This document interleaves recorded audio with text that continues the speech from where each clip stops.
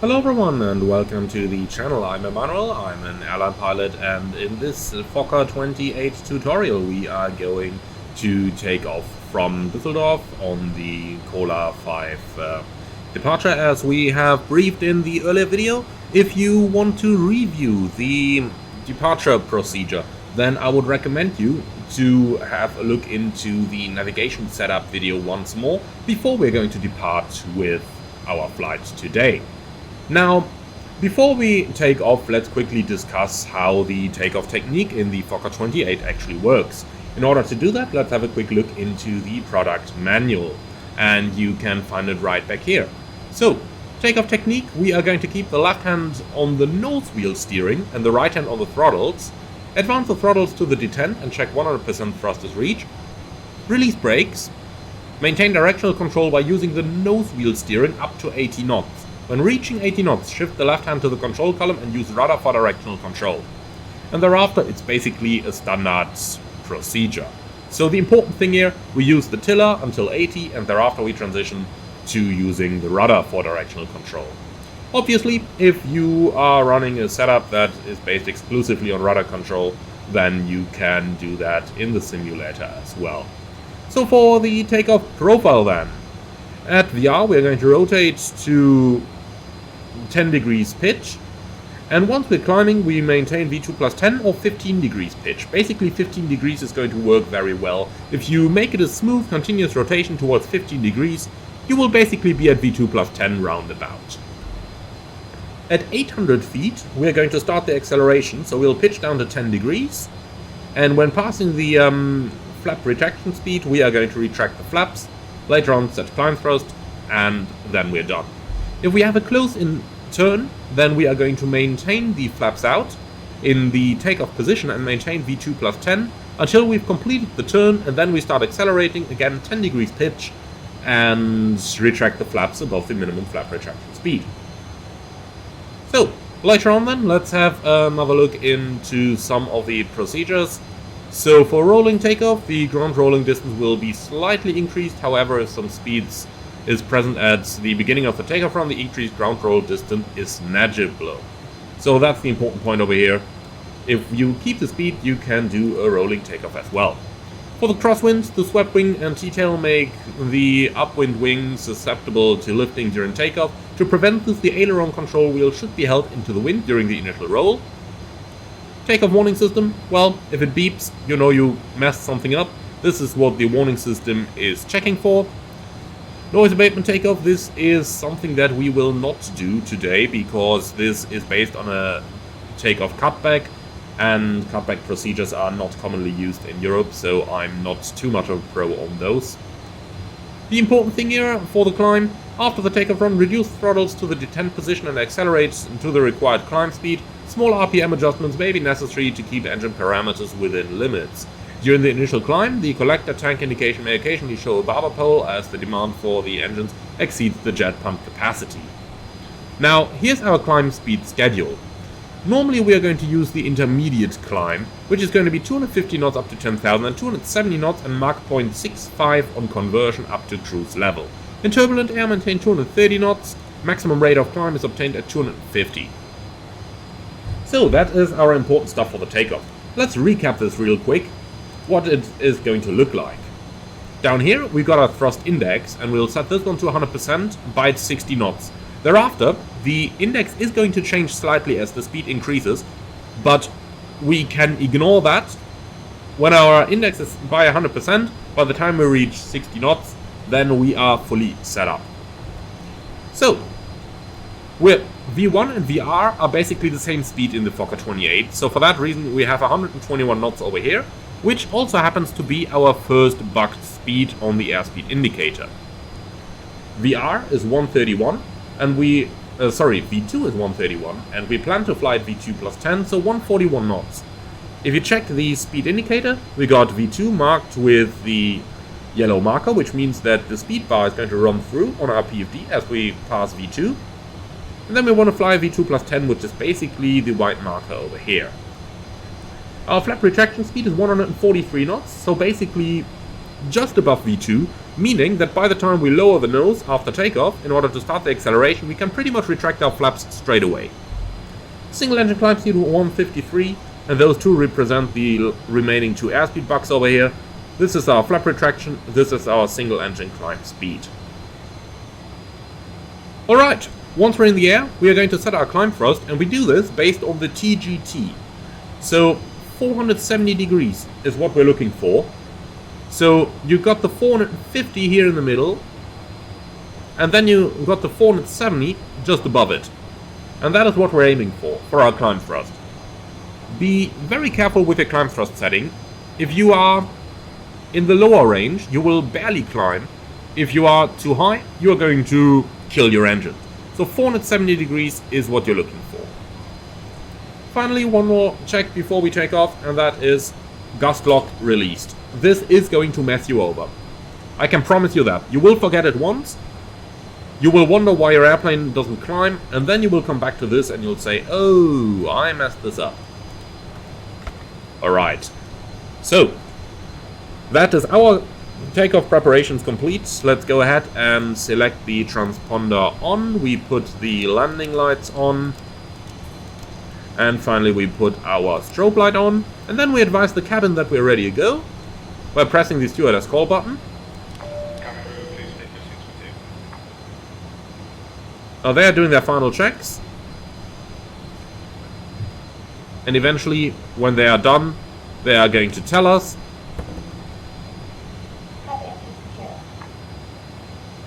See?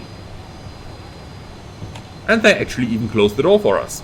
And with that, we are fully ready to go. So let's bring up our sit chart once more, because this is going to be the interesting thing. Like so. Okay, ready? The final thing over here, let's quickly set up the flight director. We're going to go for heading mode and 10 degrees pitch up.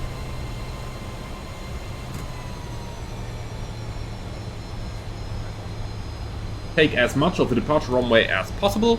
You know this by now.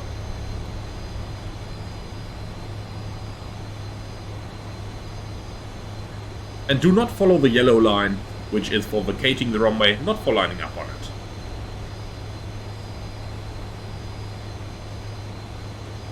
Okay, let's do a static takeoff. And then let's have a look down here. There is a notch on the throttle, which you can find somewhere over there. But you are only going to hear it, you will not actually see it. So, ready?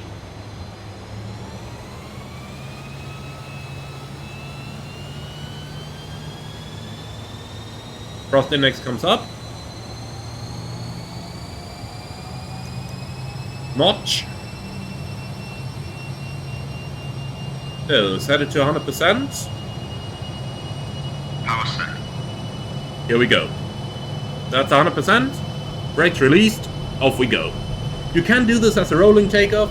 However, at first I would recommend to do it static, just so that you're sure that you actually got the correct thrust.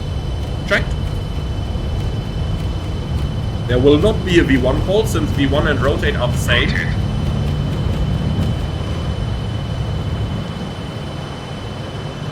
Positive climb. Gear. So, 15 degrees of pitch.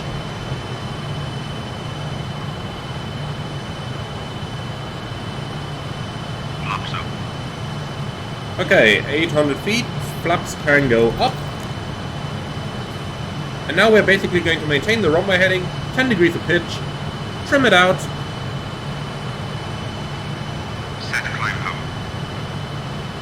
Before we do that, autopilot on.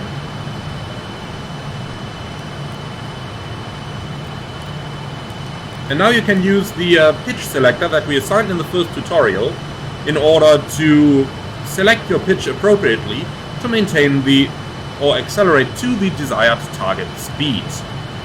So, climb power, we're looking for 470 degrees centigrade on the TGT.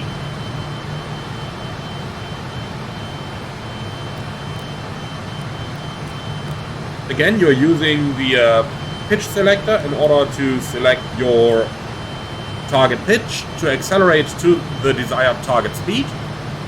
And once we reach 250 knots, we can engage the EAS hold mode. Okay, let's continue our climb.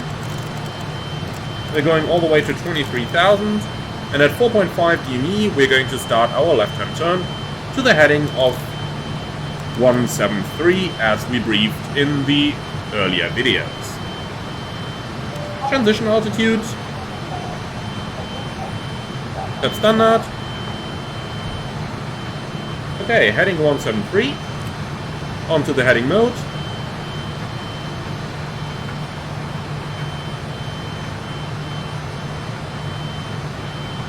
And we now got the Nervenich VOR on the DME number 2 as we prepared. As we no longer need Düsseldorf VOR now, we can switch this over already to our next needed station, which is going to be Golf Mike Hotel 15.4. So let's take the number 1, dial in 15.4 and select the course of 085.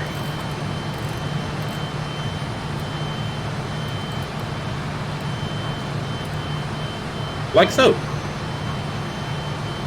Okay, 21.5 miles from Nervenich is the turning point, so that is now. So what I'm going to do is I will activate the beam mode, and with that the airplane is automatically going to capture the radial towards the Gamminghausen VOR and start the left turn over here.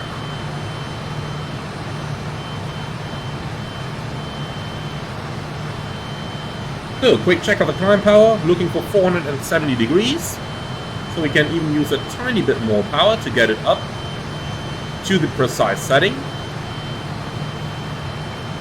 like so. 10,000, we can start the acceleration, so we're going to go back into pitch hold, use the pitch selector in order to lower the nose until the airplane starts accelerating.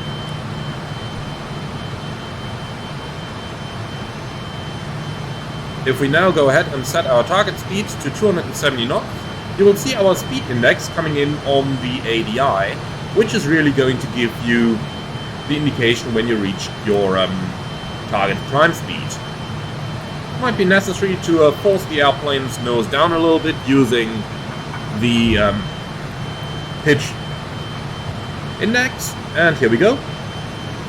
That's target speed, back to EAS hold mode, and now the airplane is going to follow this.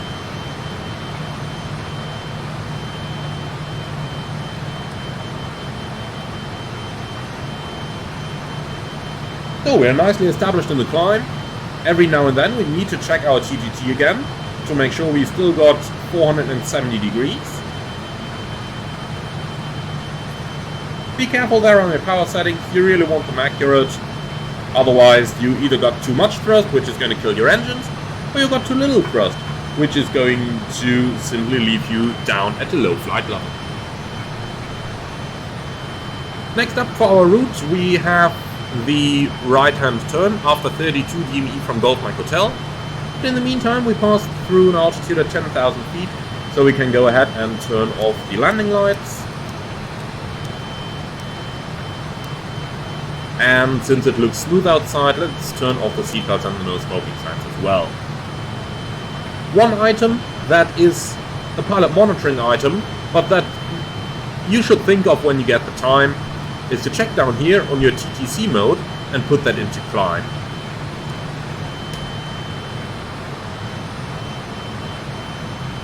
Alright, so when passing 32 DME from Golf Mike Hotel, we need a heading of 103. So let's go ahead and pre-select our heading bug to a heading of 103.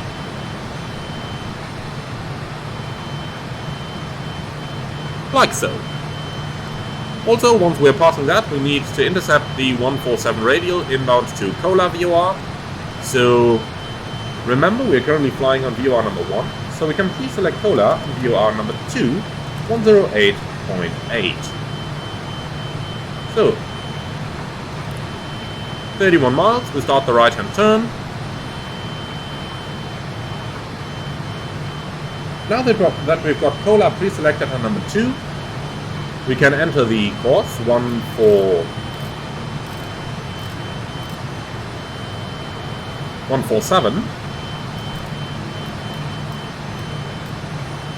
And now we simply press the nav2 button, and you can see our HSI has automatically transitioned onto the data from the number 2 radio.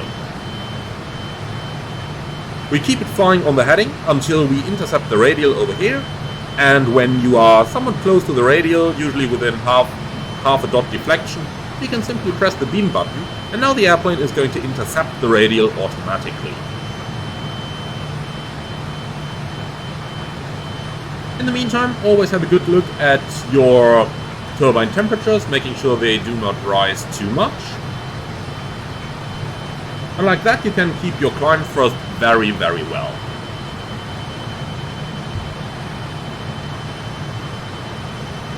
Okay, it looks like I intercepted the radial a little bit too late. You can see we got a tiny overshoot there. But as long as you remain within half-scale deflection, you are within the procedure design criteria for your standard instrument departure.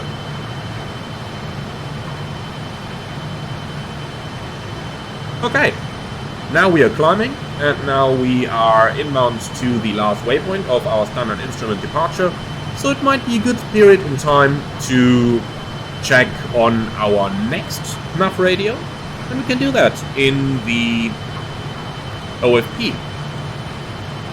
So this is the OFP in the Ryanair format, which I find very nice to use for en route navigation, because it gives you your frequencies and the courses.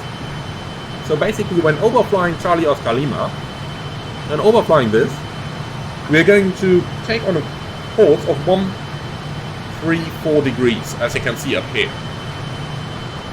And that's the course leading us towards Frankfurt, 14.2. So we are flying on the nav2 radio right now, as you can see by the light. So we can go ahead and please select Frankfurt in radio number 1. As you can see, we are already getting a TME indication from Frankfurt. So once we overfly Charlie Oscar Lima, we can proceed direct to Fox Mike on the number 1 radio. With our navigation now assured, let's quickly talk about some of the tricks and quirks of the Autopilot system. And I'm going to start demonstrating this as we approach our target altitude. At 1000 to go, we should do a maximum of 1000 feet a minute, so we are going to change this to pitch mode, and we're going to use the pitch selector down here in order to get our nose down. We'll do this basically until we've got 1000 feet a minute on the vertical speed indicator, like so. But you will notice that the airplane is not actually following the flight director. And there is a reason for that. The flight director and the autopilot system are separate from one another. You've got the flight director on the right hand side over here, and then you've got the autopilot controls on the left hand side. The flight director can indicate anything, and the autopilot flies something totally different. Like so. I can use the pitch command of 10 degrees, and you see the autopilot still follows the pitch rate that we commanded. Level off at our target altitude is going to happen automatic, as you can see. And once we are level, we're going to switch the flight director into the altitude hold mode, and then basically the flight director tells us the same thing as the autopilot. As we reach our cruising level, let's also assume our cruising speed. You can see I've set my target speed to 290 over here. We're reaching that right now with a speed buck at 290. We get the fast-slow index on the ADI, and you can see that we are just about accelerating through 290. There is no auto throttle on the airplane, so I'm just slightly reducing my thrust over here in order to keep the speed index right in the middle. And that is all we need to do in order for our airplane to fly. We're about to overfly Cola VOR. We are entering the cone of silence right now, so let's change to VOR number 1. Align our track, which we know from the plan should be something about 134. And here you go, 135 it is. Then press the beam button again, so that the airplane intercepts the beam of the VOR leading us towards Frankfurt Airport.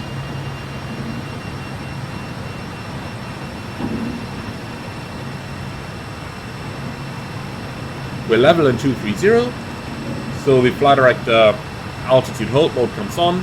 Now the flight director indicates basically the same as the autopilot is flying. However, at this point always keep in mind, the autopilot is following this, the flight director is following this. So it's two separate systems. Speed is coming down, so now we're simply adjusting the thrust in order to maintain the speed. We basically want to keep throttle movement very low. Once your speed is stable, just move your throttle slightly like so, and that is all you need to do in order to do the fine-tuning of your thrust. Alright, that basically concludes our tutorial for the takeoff and climb. Next up I'm going to tell you how to prepare for the descent and do the en route flying in the Just Flight FOKKER 28.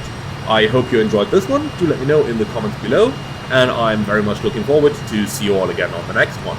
In the meantime, if you like this video, be sure to leave a like, comment and subscribe, as it does really help out the channel.